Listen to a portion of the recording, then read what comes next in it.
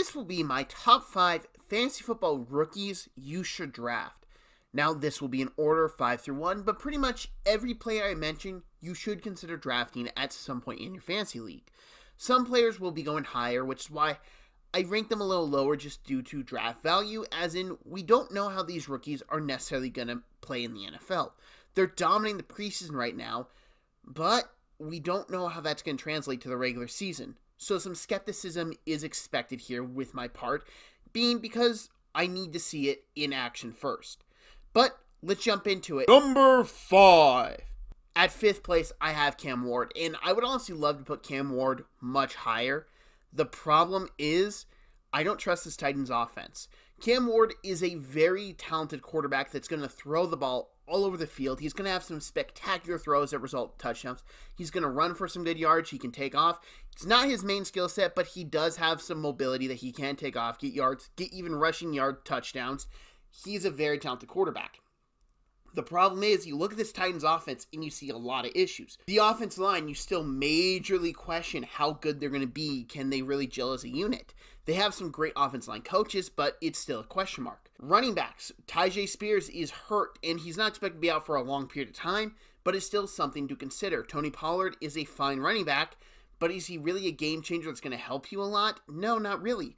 Then you look at the receivers. Calvin Ridley is a really talented receiver, but he hasn't ever been back to that Atlanta Falcons form in his career since coming back from the suspension. And you look at everything else, the receivers, Tyler Lockett, serviceable, but regressed last year and is getting up there in age. Then you have a lot of rookies. I love Chime DK. I love Alec Eilmanor. But we really question how much they're going to do as a rookie because they were drafted in the 4th round. You also have undrafted rookie free agent Xavier Restrepo, who is just a Cam Ward target. I expect him to make the team, and maybe last but probably least, Van Jefferson, who we don't know if is going to make the team, was a number 2 wide receiver last year in Pittsburgh, but really struggled to really do anything. You look at this Titans offense, and the greatest thing is Cam Ward is a dynamic playmaker that I believe will make a lot of stuff happen, but the talent around him is just lacking in areas. But that being said, I do think the talent will rise to the top by the end of the season. This is not a guy you draft and expect to play early on. Have him ride your bench for a bit and wait for him to fully grasp the NFL game. Let that really mold and fester in him to the point that the back half of the season, he's playing really good football at a high level. And you look at that, if you have an injury at the quarterback position, you have a guy that can come and play. If your quarterback you draft before him is a late bye week guy, you have a guy that can play. Cam Ward is a buy and invest in, especially in the Dynasty League, which I'm sure most people would just draft him anyways because he was the top quarterback drafted in this past draft class, but he's a good investment for the long term during the course of the NFL season. Number 4. Trayvon Henderson. Now, listen, during the draft process, I wasn't the biggest Henderson guy because I saw some flaws in his game. Those look to be cleaned up a decent bit, but I'm also a little bit cautious because this is the preseason, and he has had such a phenomenal preseason that his value is going to skyrocket and people will draft him much higher than you would expect. And that's really going to lead to me lowering him on this list, even though he has looked spectacular. It's A, in the preseason, and B, going to really jack up his value. But what can Trayvon Henderson bring to the table? Well, first of all, he's a really good receiving back. In a PPR league, that's extremely valuable. He can get you points per reception, get you really good receiving yards, and is a 100% weapon to use out of the backfield.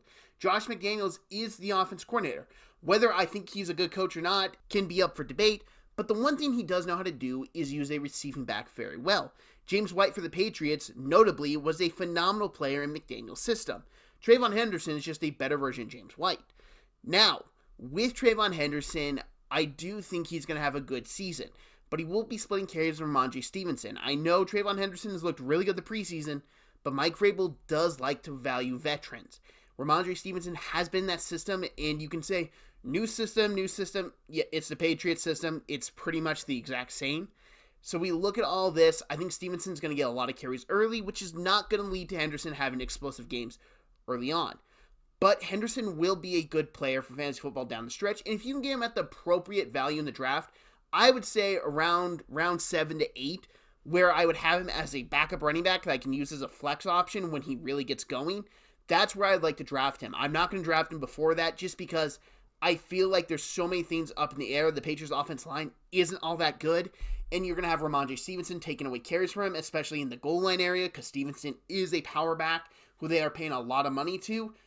I just have questions, and I think he's not going to have as much value early on as a lot of people expect, but extremely talented and will be a crucial player down the stretch for the Patriots, which is why he ranks at number 4. Number 3. At number 3, I have Tetairoa McMillan. Tetairoa McMillan was a guy who got overanalyzed in the draft process when a lot of people just ignored the fact he was the best pure receiver in the draft class. Big body guy, can go up and make a catch, solid route runner. I know a lot of people are lower on his route running ability. I tend to like it a lot. He has good speed, good breaks, very talented getting the ball in the air, 50-50 catches, are more like 75-25 with him because he's such a big body. He can go up and high point the ball phenomenally well. So I'm higher on him for fantasy football because he fits the quarterback Carolina has. Bryce Young is not the tallest guy in the world. He is 5'8", and you can't see over offense line at 5'8", especially in the NFL. So what do you need? You need big receivers to spot. Ted McMillan is a big guy, and you can easily spot him from the quarterback position, even if you are Bryce Young's height, which leads to Bryce Young throwing the ball to those type of guys more and more, and it's going to lead to Ted McMillan getting a lot of targets that you necessarily wouldn't expect. Now, I think Ted is a phenomenal player that will really take the league by storm. He, in my opinion, will be one of the guys in the Offensive Rookie of the Year debate. Whether you see that now, well, that will be my reward later in the year when I've been hammering it home all season long. Ted McMillan will have a great season in Carolina, especially for PPR. Because like I said, Bryce Young's going to target him a bunch because he can see him. And Ted McMillan is someone that can play all over the field. He can line up at slot, in my opinion, be a big slot. He can line up on the outside. He can do a lot of route running combinations that a lot of people wouldn't expect. It's going to lead to touchdowns in the red zone. You like a 6'4" guy you can throw the ball up to high point it and come down and get the touchdown. He's going to have a really good year, and it's really going to come out as a shock to a lot of people. And I'm going to tell you all now, he is undervalued as a fantasy football player. He should be closer to a 4th to 5th round pick than with what he's at right now. Draft Ted McMillan, and trust me on that. Number 2, I have Quinshon Judkins. Now, this might be a hot take, especially with what's gone on within the offseason. I will just say, to my knowledge, it's been cleared legally. The NFL may suspend him, but that may be next year, so he will play this year.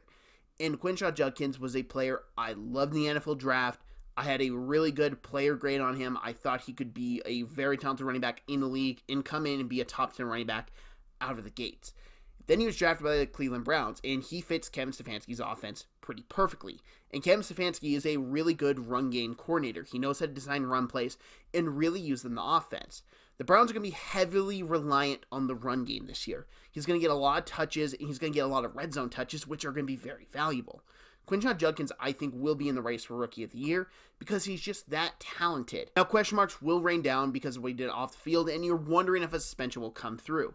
Like I said, it has been reported that nothing may happen till next year. With that in my mindset, if he plays every single game, I think he's going to be taking the league by storm, especially in that Browns offense that relies on the run game.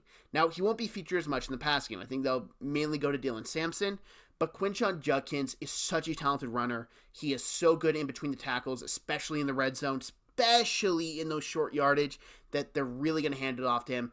I think he's going to get a lot of touchdowns. I think he's going to get a lot of good yards, and he has the ability to break one every now and then, which I think will be crucial for the Cleveland Browns this year. So at number 2, like I said, I have Quinshon Judkins, and it may be controversial, but he's that talented of a football player. Number 1. Does this really surprise anyone? Number 1, Ashton Jeanty. Ashton Jeanty was the number 1 grade running back by pretty much everyone who had an opinion on the NFL draft, and there's a reason why. He's that skilled, he's that talented, he's that good. The Raiders will use him a lot in the running game. This is a team that's going to run the ball heavily on first down. They're going to probably run it on second down and third down.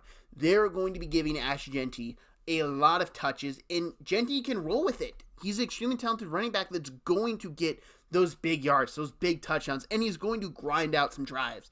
There are going to be drives he's going to get probably 8 carries, and he's going to average probably 3.5 to 4 yards a carry on that drive. He's so skilled and can just take over a game. And when you look at that for fantasy football, yes, Ashton Genty's probably going in the first round of your fantasy football draft this year. Don't care, I'd still draft him that early. I would consider drafting him all the way up to the 4th overall pick in fantasy football. That's how highly I think he's going to do this year. He's going to have a great season. He's probably going to win Offensive Rookie of the Year. He's good at the backfield, has some good receiving game, can pass pro as well. He's not a guy you need to take off the field in any situation. The only reason you would take him off is if he's a little tired, you want to give him a little bit of a break so he can come back out and kill the defensive line more. He is by far the best rookie to draft for fantasy football this year. He's probably not the most hyped right now due to preseason, but that doesn't matter. We're not drafting based off how they do in the preseason. We're drafting it based off what we think they can do this year. And if anyone's going to tell you there's a better rookie running back in this draft class than Ashton Genty, they're a moron. He's going to be leaps and bounds the best. He's going to rack up a lot of touchdowns. He's going to rack up a lot of yards. He could very well be the number 1 running back in the entire league after this season. He's that damn good. Thank you very much for watching this video. If you like this video, hit that like button if you're new to the channel. Hit that subscribe button if you could share this. I greatly appreciate it. I'm trying to hit 300 subscribers by the start of the NFL season. I'm very close. I can taste it, but I need your help to reach that. And hey, if you have any disagreements of players I left off this list or just players you don't think should be on this list, please let me know in the comment section. I know there were some controversial ones. I didn't have Travis Hunter and I didn't have Shedeur Sanders on this list.